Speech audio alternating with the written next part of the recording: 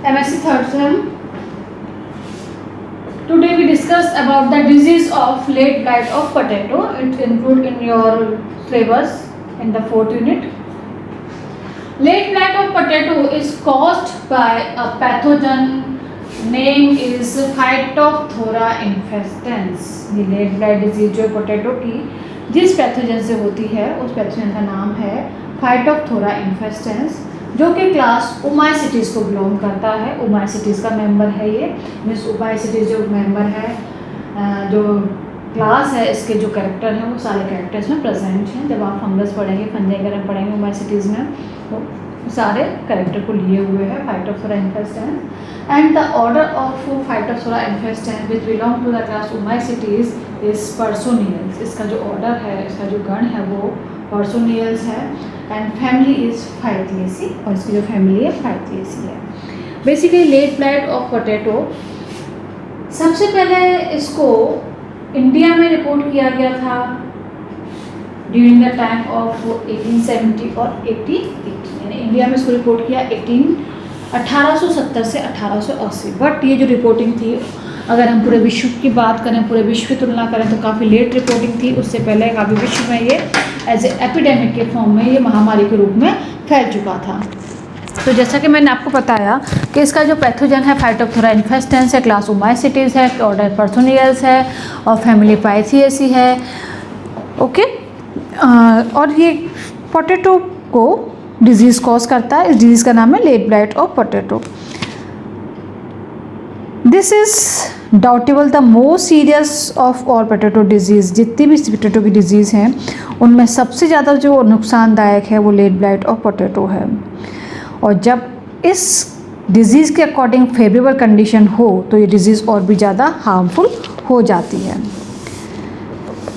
अगर हम इसके हिस्ट्री में जाके देखें कि इस डिज़ीज़ क्या है, कैसे पैदा हुई थी, कैसे उत्पन्न हुई थी, तो हम देखते हैं कि जब तक इस डिज़ीज़ का जो रीज़न नहीं पता था, कॉजल एजेंट नहीं पता था, when the cause of the disease was uncertain, it was prevalent in north America. उस समय ये नॉर्थ अमेरिका में विशेष रूप से पाई जाती थी। The disease appear in epidemic form in Europe in during the 1845। और 1845 में देखा गया कि यूरोप में ये डिज़ीज़ एपिडेमिक या महामारी के रूप में फैली थी। इसी बीमारी की वजह से, इसी डिज़ीज़ की वजह से, means late blight of potato की वजह से ही आयरलैंड में भयंकर अकाल या फैमिनी या महामारी हुई थी। मतलब इस cause the famous famine of Ireland. The likely home of the disease is Mexico. ऐसा माना जाता है कि जो मुख्य जो इस डिज़ीज़ का जो ओरिजिन हुआ है वो कहाँ से हुआ है, मैक्सिको से हुआ है। तो जब तक इसका डिज़ीज़ का कॉजल एजेंट नहीं था, पता नहीं था, उस समय ये अमेरिका में काफ़ी वेल नोन थी, नॉर्थ अमेरिका में। दैन जो आयरलैंड की फैमिनी है, आयरलैंड में भी काफ़ी नुकसान किया इस डिज़ीज़ ने। यूरोप में 1845 में महामारी के रूप में पाई गई ये डिज़ीज़, और इसका जो मेन जो ओरिजिन सेंटर मैक्सिको माना जाता है। The species allied to the cultivated potato in India, the disease was first observed in Nilgiri hills.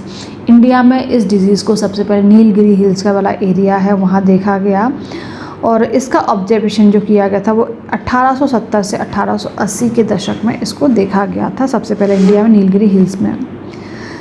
There after it was observe in Darjeeling district. उसके बाद से दार्जिलिंग डिस्ट्रिक्ट में देखा गया 1883 में।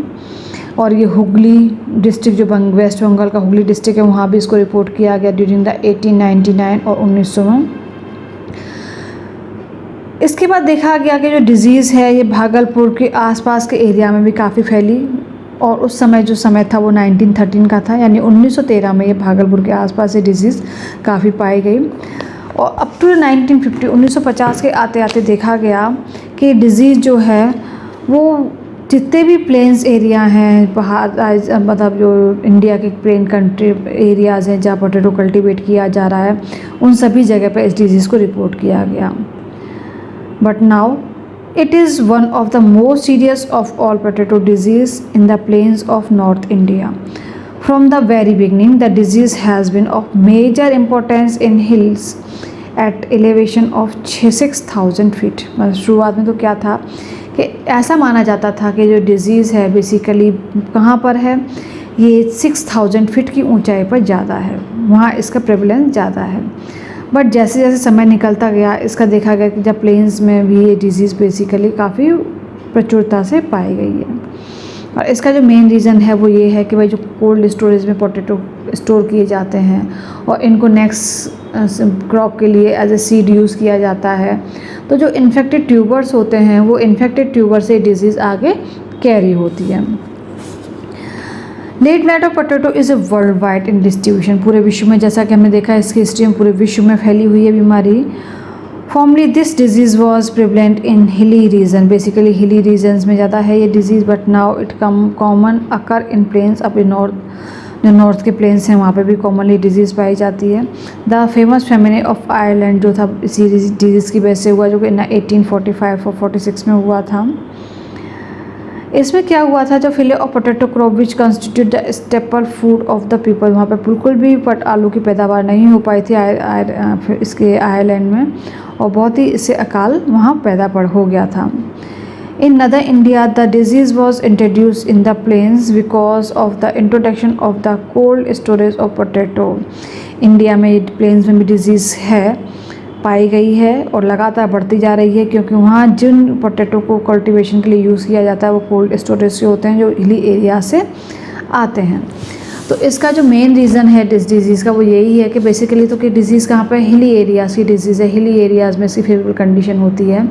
बट वहाँ पे जो उगने वाले आलू हैं, वहाँ जो पोटैटो ग्रो कर रहे हैं, अगर उन पोटैटोज़ को यूज़ किया जाए प्लेन्स में as a cultivation of new crop, तो वहाँ भी ये डिज़ीज़ इक्वली अपना इफ़ेक्ट शो करती है। अब अगर हम इसके सिम्टम्स की बात करें, जैसा कि डायग्राम में दिखाया गया है, इसके लीव्स पर डार्क ब्राउन और ब्लैक कलर के लेजियन से चकते बनते हैं।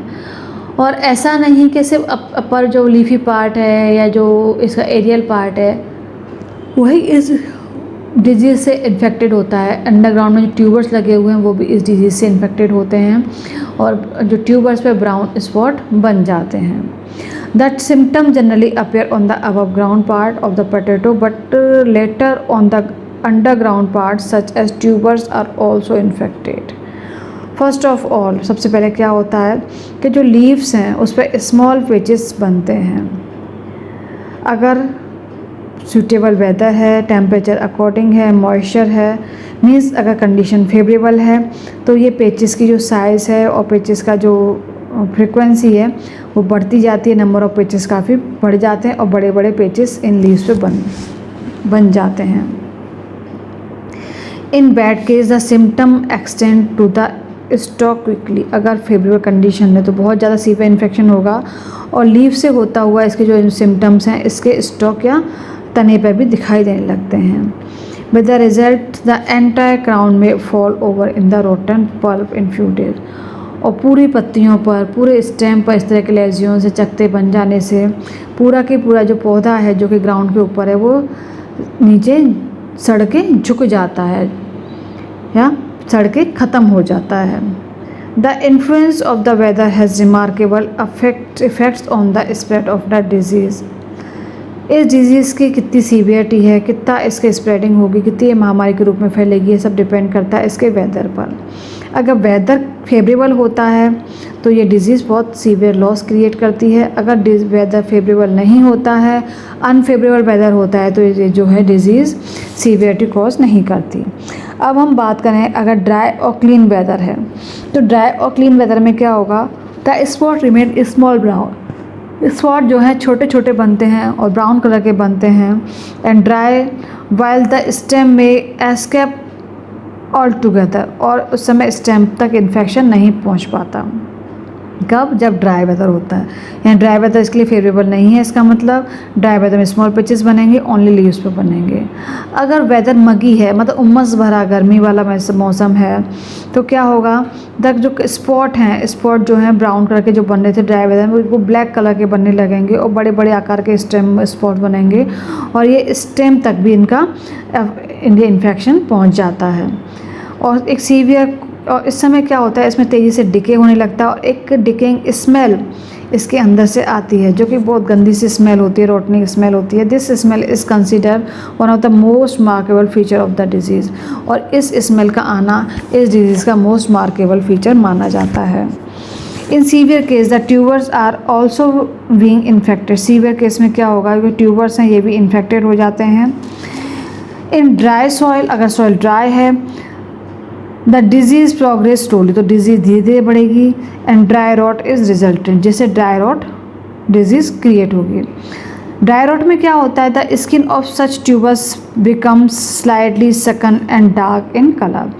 जो ट्यूबर्स की स्किन है वो थोड़ी सकन हो जाती है, शकन में से मुरझा जाती है, अंदर की तरफ धंस जाती है और डार्क कलर की हो जाती है, और इसका जो कलर रस्टी ब्राउन इसकी अपीयरेंस होता है।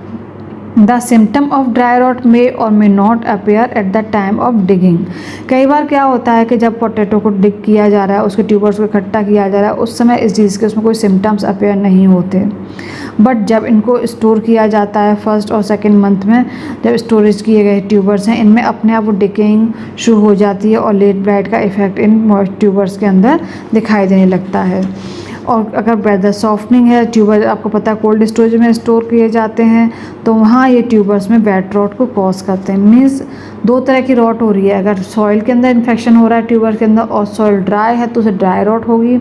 अगर पोटैटोज़ को आपने स्टोर कर लिया, कोल्ड स्टोरेज में पोटैटो है, 1-2 महीने के अंदर वहाँ पर रोटिंग होती है, तो उसे हम वेट रॉट कंडीशन कहते हैं। The pathogen of potato is as you know is a Phytophthora infestans. जैसा कि आप जानते हैं इसका जो पैथोजन है फाइटोप्थोरा इन्फेस्टेंस है। इसका जो माइसीलियम है ब्रांच्ड होता है, हाइलिन होता है, सेप्टेड होता है, और इसका जो मेजरमेंट है माइसीलियम का 4 to 8 माइक्रोन इन डायमीटर। इस माइसीलियम का जो व्यास हो वो 4 से 8 माइक्रोन होता है, और इसमें क्या है कि फूड मटेरियल को एब्जॉर्ब करने के लिए हॉस्टोरिया या चूसकांग पाए जाते हैं। ये जो चूसकांग है ये ग्लोबुलर और ब्रांच्ड प्रकार के होते हैं। मीन्स माइसीलियम कहाँ फैला हुआ है, सेल्स के बीच में फैला हुआ है, और फूड को एब्जॉर्ब करने के लिए इसमें क्या प्रेजेंट है, हॉस्टोरिया इसके अंदर प्रेजेंट हैं, जो कि जो आसपास की सेल्स हैं उसको न्यूट्रिशन को एब्जॉर्ब करेंगे। और ये जो होस्टोरिया होते हैं बेसिकली कैसे होते हैं, ये ग्लोबुलर और ब्रांच टाइप के होस्टोरिया होते हैं। Next aerial sporangiophore are give out from the stomata in the group of 4 और 5। जैसा कि मैंने आपको बताया कि सेल्स के बीच में इंटरसेलुलर स्पेस में माइसीलियम फैला हुआ है। इस माइसीलियम से कुछ इरेक्ट संरचनाएं निकलती हैं, कुछ इरेक्ट स्ट्रक्चर्स निकलते हैं, जिन्हें हम कहते हैं स्पोरेंजियोफोर।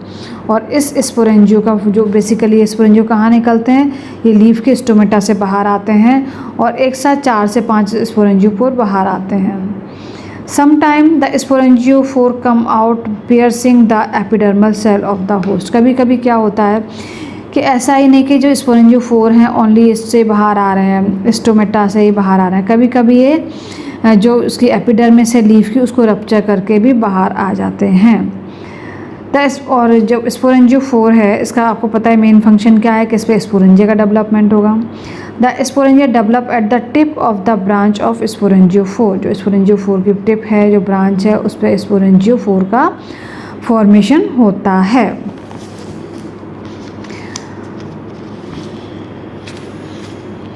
इसकी स्पोरेंजियोफोर का फॉर्मेशन होगा। The sporangia develop at the tip as soon as sporangium is formed the branch grown further just beneath it and new sporangium is form. जैसे ही स्पोरेंजियोफोर के शीर्ष पर एक स्पोरेंजिया का फॉर्मेशन हुआ, उसके नीचे से एक नई ब्रांच का फॉर्मेशन हो जाएगा, और जो नई ब्रांच इसके अंदर बनेगी उस पर न्यू स्पोरेंजिया का फॉर्मेशन हो जाएगा, और ये प्रोसेस कंटिन्यू चलता रहता है।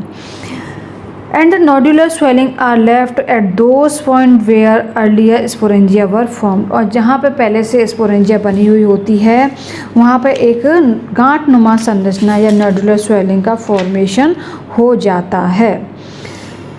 Okay, nodular swelling is appear at the form where earlier sporangia has formed. Generally 9 or 10 such swelling are seen on a branch। अगर हम देखें तो हमें एक ब्रांच में 9 से 10 स्वेलिंग दिखाई देती हैं, मीन्स एक ब्रांच में 9 से 10 स्पोरेंजिया का फॉर्मेशन हुआ है।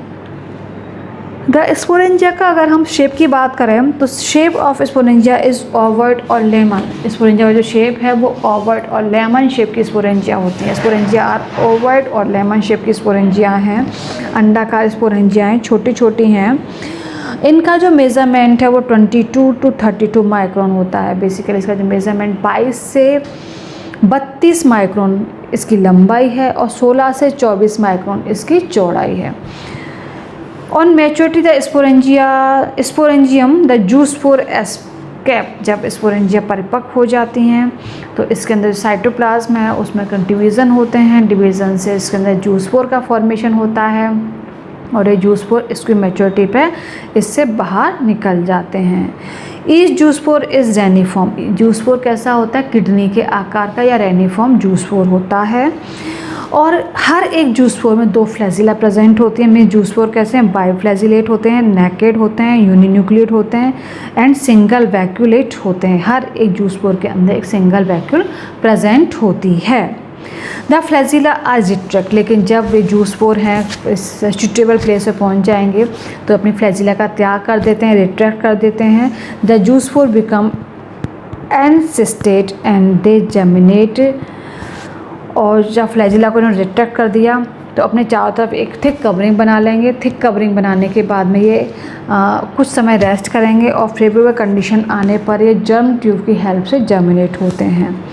सम टाइम कभी कभी क्या होता है क्या sporangia behave as a conidia. Sporangia के अंदर जूस्पोर न बन के स्पोरेंजिया डायरेक्टली एक कोनिडिया की तरह बिहेव करती है और ये डायरेक्ट जर्मिनेट हो सकती है और जर्मिनेट होके एक नया एक ट्यूब या एपेक्स का फॉर्मेशन करती है। अब हाँ, अगर इसके सेक्सुअल रिप्रोडक्शन की बात करें तो इसे मैं डायग्राम से प्रेजेंट करती हूँ।